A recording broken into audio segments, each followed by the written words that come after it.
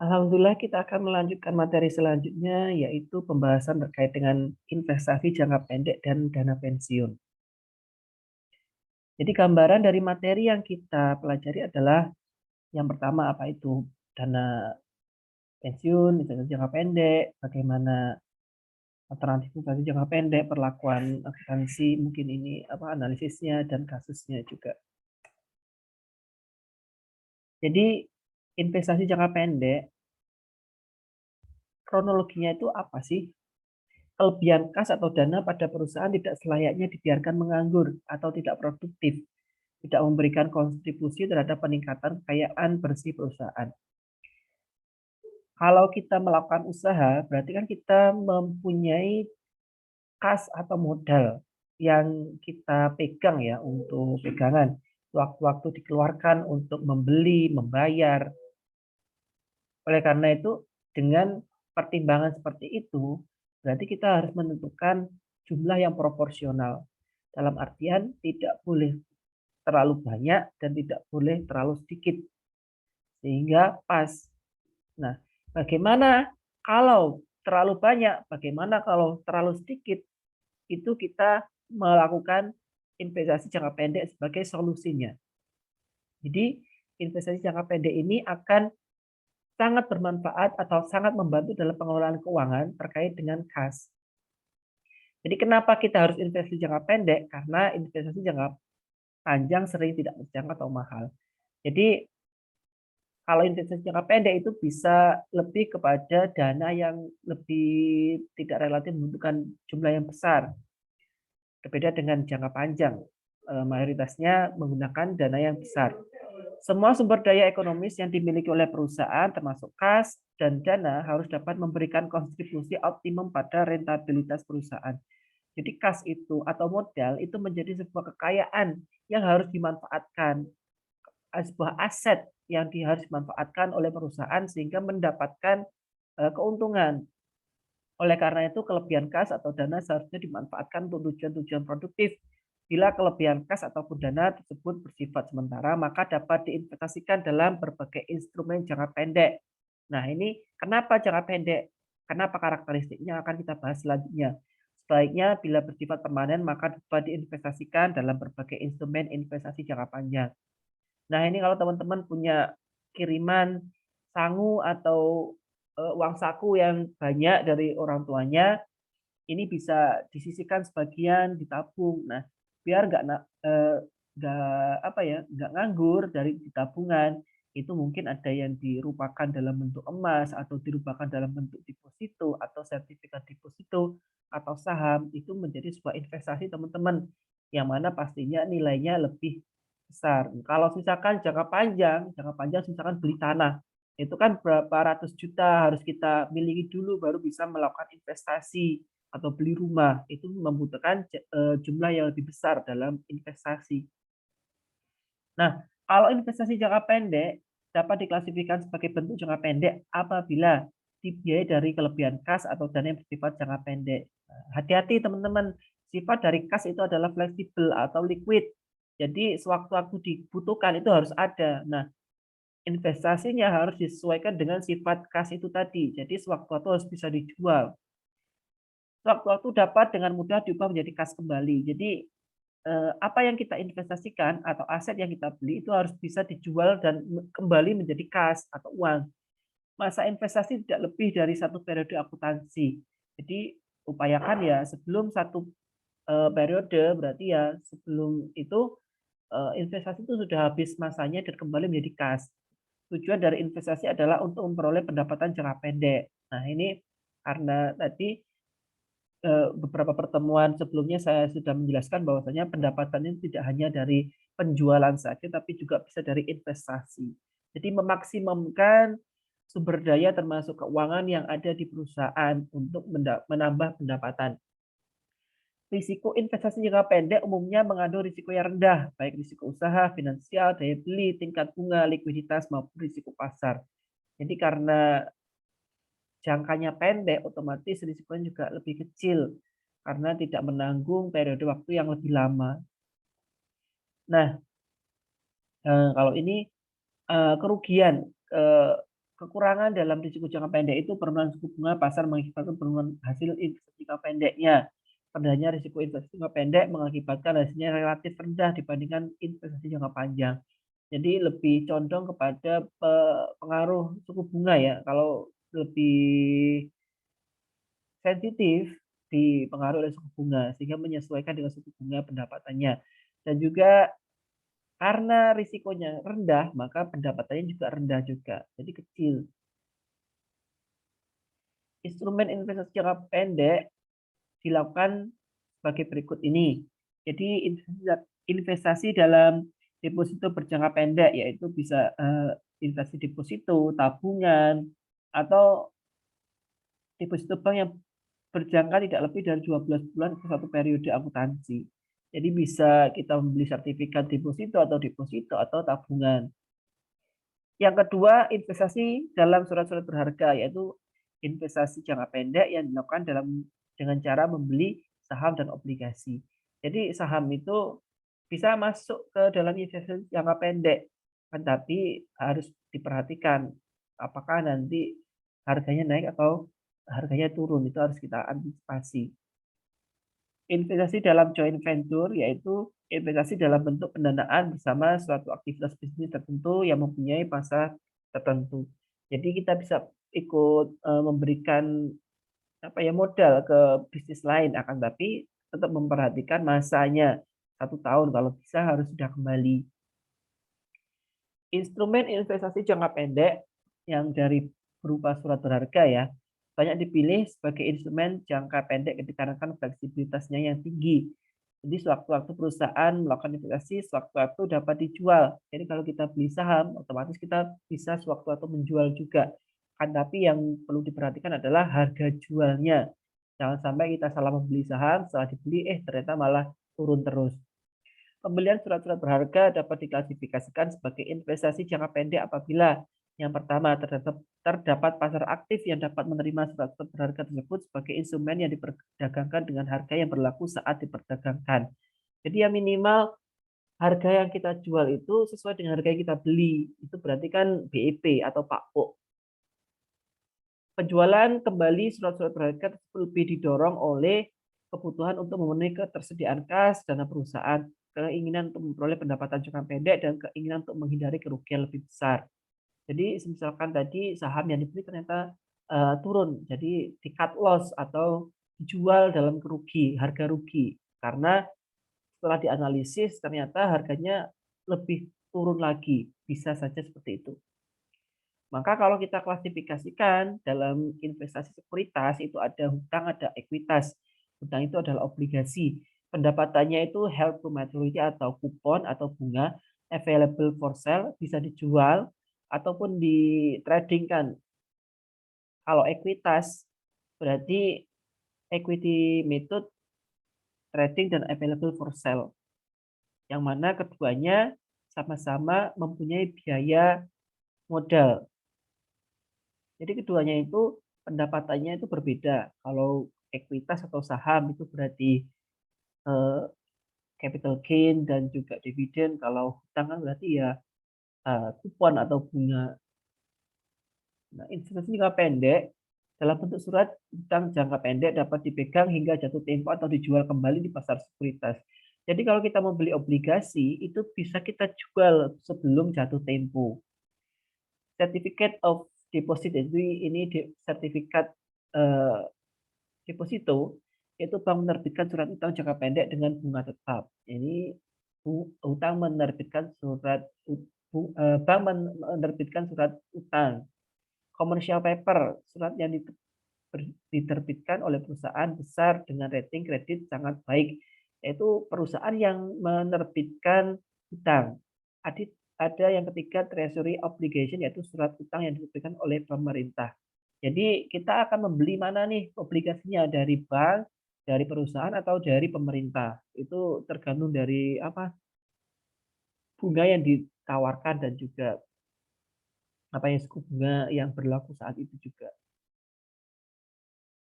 Kalau sekuritas ekuitas atau dari saham, bisa saja kita melakukan dengan niatan akan dijual dalam satu periode kebutuhan.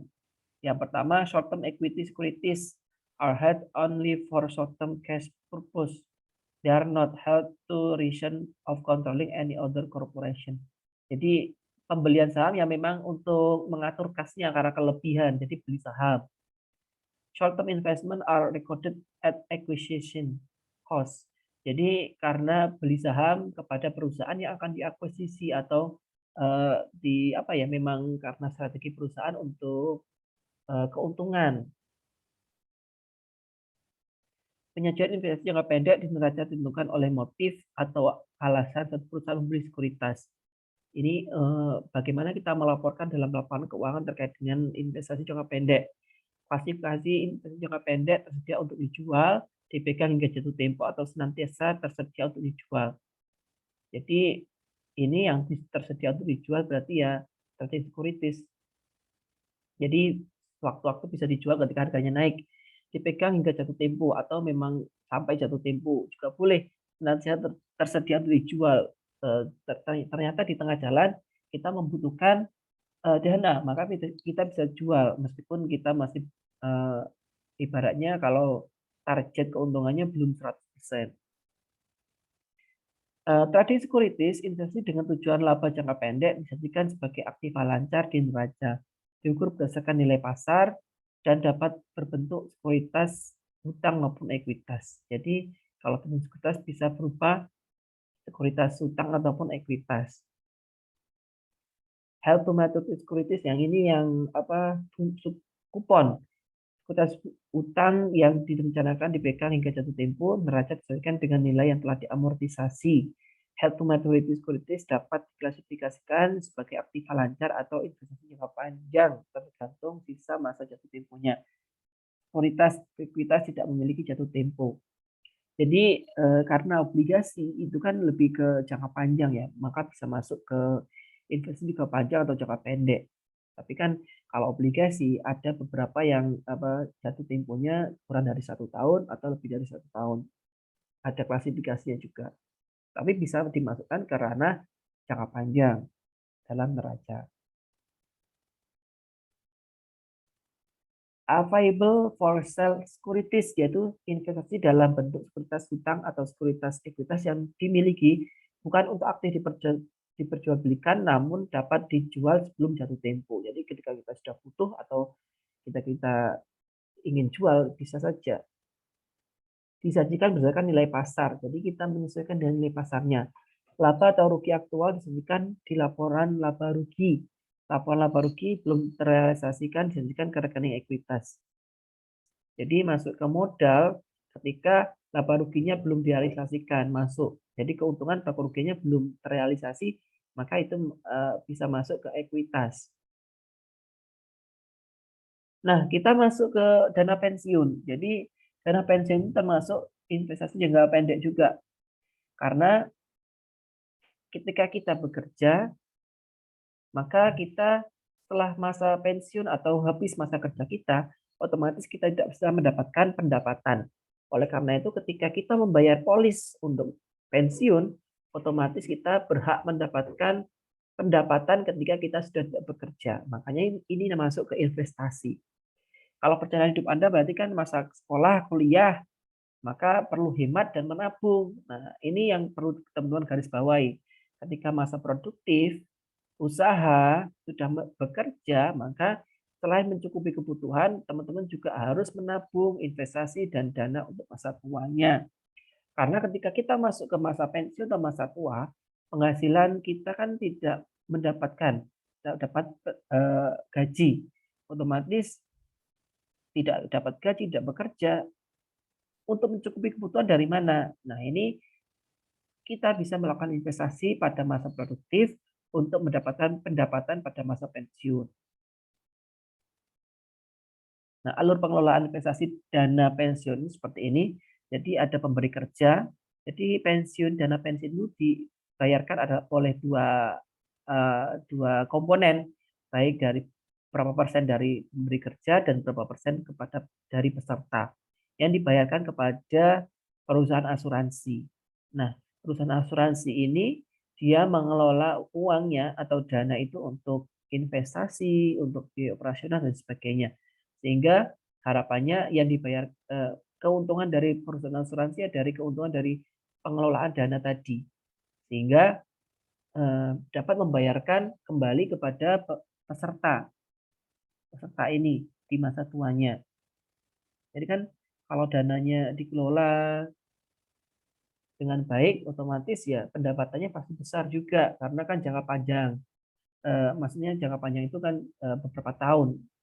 Jadi waktunya relatif lebih lama dalam pengelolaannya, tidak 1 tahun langsung diambil kan tidak, tapi setelah mereka 60 tahun bisa saja eh, pembayaran iurannya itu lebih dari 30 tahun, 20 tahun. Itu otomatis kan dana perusahaan asuransi dalam mengelola kan waktunya relatif cukup banyak. Nah, program pensiun ini pada dasarnya ada tuh 3 sumber penghasilan pensiun, yaitu yang pertama jaminan sosial. Kalau jaminan sosial merupakan program publik untuk memberikan perlindungan bagi tenaga kerja terhadap risiko sakit, kecelakaan, cacat hari tua, meninggal dunia, dan PHK. Jadi kenapa di peraturan perundang-undangan tenaga kerja itu, kenapa karyawan harus didaftarkan di BPJS Ketenagakerjaan, ada juga yang jaminan kerja, ada juga yang kematian, itu atau hari tua JHT yang kemarin viral, itu karena yaitu tadi bagaimana melindungi kesejahteraan sosial warga masyarakat Indonesia di masa tuanya. Nah, ini kalau jaminan sosial itu masuk yang polis-polis seperti ini. Yang kedua ada program pensiun perusahaan, yaitu banyak perusahaan memberikan program pensiun sebagai bagian dari balas paket jasa kepada karyawannya dengan menggunakan 2 sistem, manfaat pasti dan iuran pasti. Yang ketiga, pensiun sendiri, yaitu apabila sumber penghasilan dari jaminan sosial dan pensiun perusahaan tidak mencukupi, seorang karyawan perlu mengusahakan program pensiun sendiri. Jadi misalkan pendapatannya tinggi nih. Nah, itu kalau kita mau menambah iuran pensiun kita juga bisa dengan membuka rekening bank, Tabanas, Jumbo, Kestra, Tahapan. Membeli polis asuransi Dwiguna Hari Tua pada perusahaan asuransi. Menabung di bank dan membeli polis asuransi kematian atau di perusahaan asuransi. Jadi karena pekerjaannya itu memiliki risiko yang tinggi terkait dengan kecelakaan kerja atau kematian, otomatis ketika kita mendaftarkan polis asuransi, maka kita mendapatkan jaminan yang cukup tinggi juga. Nah, kita masuk ke pensiun yang diberikan oleh perusahaan. Program pensiun manfaat pasti adalah program pensiun yang besaran manfaat pensiunnya telah ditentukan sebelumnya dalam satu formula berikut ini. Jadi ada pendiri membayarkan uang pensiun, ada biaya yang dibayarkan, perusahaan dan pengelola pensiun melakukan investasi.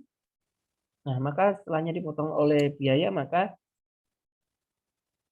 akan diberikan ketika karyawan sudah pensiun. Nah, kalau ini hitungannya, contoh hitungan program pensiun manfaat pasti ini, Pak Tori merupakan pegawai PT X dan sudah menjadi peserta dana pensiun selama 29 tahun.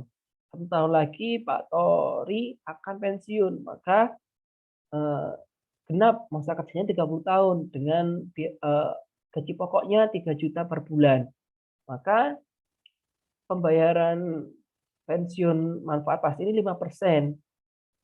Maka penghitungan pendapatan yang diperoleh ketika sudah masuk masa pensiun adalah sebagai berikut ini. Jadi F-nya itu 2,5%, PHDP-nya gaji pokok terakhir. Jadi maka manfaat pensiun per bulannya diterima 2,5 kali 30 tahun tadi dikali 3 juta gaji pokoknya. Maka setiap bulan Pak Tori mendapatkan pendapatan 2,250 juta. Kira-kira diberikannya itu berakhirnya sampai kapan?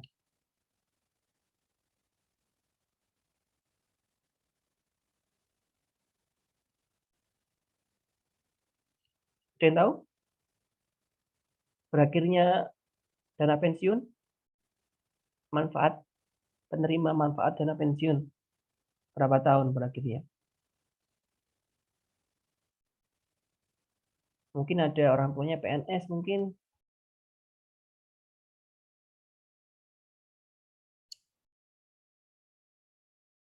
Ada yang tahu? Atau pas?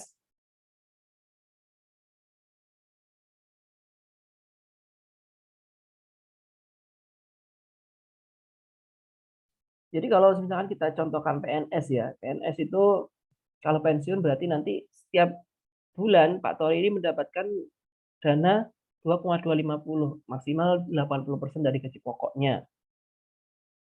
Jadi 2,250 ini sudah kurang dari 80% ya. Dan juga diberikan selama Pak Tori hidup. Ketika sudah meninggal berarti nanti akan, kalau masih punya istri maka istrinya akan menerima, tapi nominalnya berbeda 50%. Kalau sedangkan istrinya meninggal dan masih punya anak, anaknya masih di bawah umur 21 tahun, maka anaknya akan menerima, tapi nominalnya juga akan berubah. Nah, untuk penerimaan itu sesuai dengan kontrak yang teman-teman kesepakatan di awal ditandatangani. Termasuk juga masa penerimaan juga. Yang kedua ada program pensiun iuran pasti atau PPIP, adalah manfaat pensiun berupa akumulasi iuran beserta hasil pengembangannya. Jadi kalau tadi sesuai dengan kontrak, kalau yang PPIP ini sesuai dengan pengelolaan dana investasi pensiun. Jadi besar manfaat pensiun tergantung dari hasil investasi yang dilakukan oleh penyelenggara program pensiun. Selanjutnya penyelenggara program pensiun melakukan investasi untuk pengembangan dana pesertanya dan masing-masing peserta diberi rekening pribadi yang akumulasi iuran dan hasil investasinya bisa dicek secara berkala. Jadi pendapatannya bukan karena sesuai dengan kontrak, tapi sesuai dengan pendapatan pengelolaan dari dana investasi.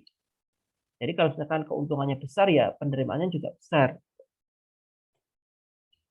Nah ini perbedaan apa PPMP dan PPIP. Kalau iuran bekerjanya sudah ditetapkan, yang PPIP kan tidak. Peserta boleh menambah sesuai dengan kemampuan peserta ya. Iuran pendiri dihitung oleh aktuaris sudah ditetapkan. Jadi pendiri maksudnya perusahaannya.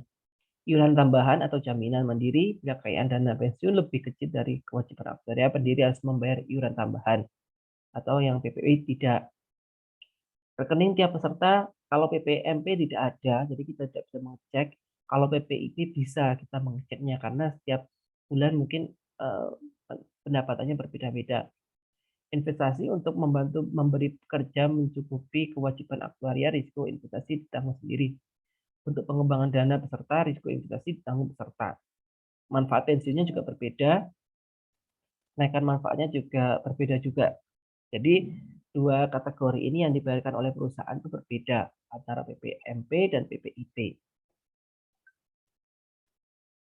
Baik, itu saja materi yang dapat saya sampaikan terkait investasi jangka pendek dan dana pensiun. Jika ada yang tanyakan, silakan.